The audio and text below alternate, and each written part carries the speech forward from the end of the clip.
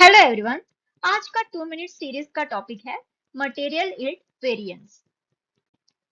Material yield variance standard costing का एक important part है।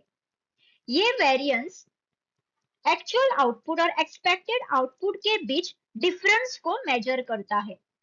सिंपल वर्ड्स में ये बताता है कि मटेरियल्स को एफिशिएंटली यूज किया गया है या नहीं।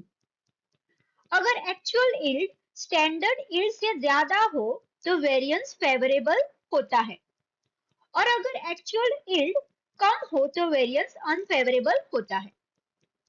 इसका फॉर्मूला है material yield variance is equal to standard rate into actual yield minus standard yield.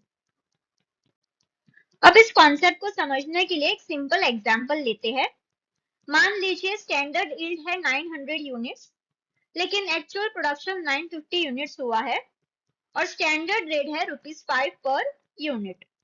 तो मटेरियल यील्ड वेरिएंस कैलकुलेट करने के लिए फॉर्मूला है standard rate into actual yield minus standard yield. तो स्टैंडर्ड रेट है ₹5, एक्चुअल यील्ड इज 950 और standard yield है 900।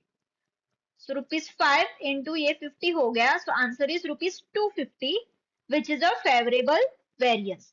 सो इसका मतलब है कि एक्चुअल यील्ड एक्सपेक्टेड यील्ड से ज्यादा है, जो एफिशिएंट मटेरियल यूसेज को शो करता है। अगर एक्चुअल यील्ड स्टैंडर्ड यील्ड से कम होता तो वेरिएंस अनफेवरेबल होता।